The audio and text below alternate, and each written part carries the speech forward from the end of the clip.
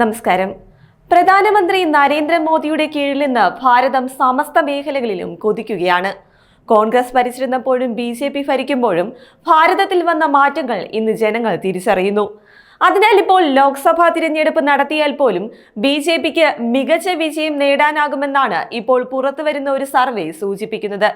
India today C voter mood off the nation അഭിപ്രായ സർവേയാണ് BJPക്ക് മികച്ച വിജയം പ്രവചിക്കുന്നത്.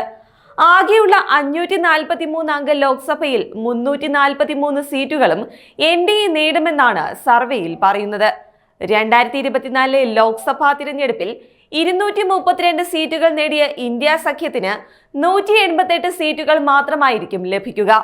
2025 ജനുവരി 2-നും ഫെബ്രുവരി 9-നും ഇടയിലാണ് India today C voter mood off the nation survey നടത്തിയത്. എല്ലാ ലോക്സഭാ മണ്ഡലങ്ങളിലെയും 1,25,123 വ്യക്തികളിലാണ് സർവേ നടത്തിയത്.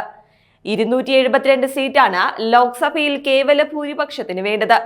2024 292 സീറ്റ് NDA നേടിയിരുന്നു. BJPക്ക് ഒറ്റയ്ക്ക് കേവല ഭൂരിപക്ഷം ലഭിക്കാതിരുന്ന സാഹചര്യത്തിൽ സഖ്യകക്ഷികളായ JDUവും TDPയും പിടിച്ച സീറ്റുകളാണ് നിർണായകമായത്.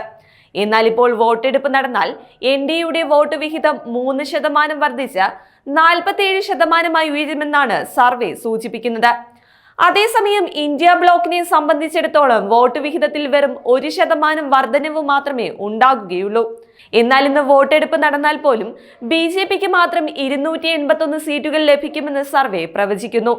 അതായത് BJPക്ക് മാത്രമായി 41% വോട്ട് ലഭിക്കുമെന്നർത്ഥം. വോട്ട് വിഹിതത്തിൽ 3% വർധനവാണ് ഇതിലൂടെ BJPക്ക് ഉണ്ടാവുക. അതേസമയം അടിസ്ഥാന പ്രശ്നം പരിഹരിക്കുന്നില്ല എന്നതാണ് കോൺഗ്രസിന്റെ വീഴ്ചയ്ക്ക് കാരണമെന്ന് രാഷ്ട്രീയ വിദഗ്ധ യാമിനി അയ്യർ പറയുന്നു. കോൺഗ്രസിന്റെ അടിസ്ഥാന പ്രശ്നം സംഘടനാ ഘടനയാണ്. അതില്ലാതെയൊന്നും ചലിക്കില്ല എന്നും യാമിനി അയ്യർ പറയുന്നു. കഴിഞ്ഞ തവണ 400 സീറ്റ് എന്ന മുദ്രാവാക്യം ഉയർത്തിയിട്ടാണ് BJP വോട്ടെടുപ്പിനെ നേരിട്ടത്. എന്നാൽ സ്വന്തമായി ഭൂരിപക്ഷം നേടാൻ കഴിയാതെ വന്നതോടെ BJPയും പ്രധാനമന്ത്രി നരേന്ദ്രമോദിയും പ്രതിരോധത്തിലായിരുന്നു. വാസ്തവത്തിൽ BJPയുടെ 400 സീറ്റ് എന്ന മുദ്രാവാക്യമാണ് തിരഞ്ഞെടുപ്പിൽ ഏറ്റവും കൂടുതൽ സ്വാധീനം ചെലുത്തിയത്.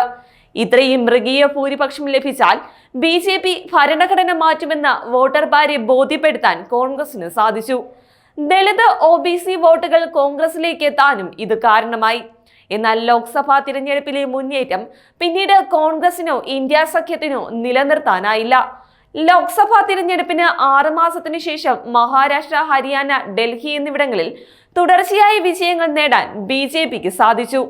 ജമ്മു കാശ്മീർ അധികാരം ലഭിച്ചത് മാത്രമാണ് ഇന്ത്യ സഖ്യത്തിന് ആശ്വസിക്കാനുള്ളത്.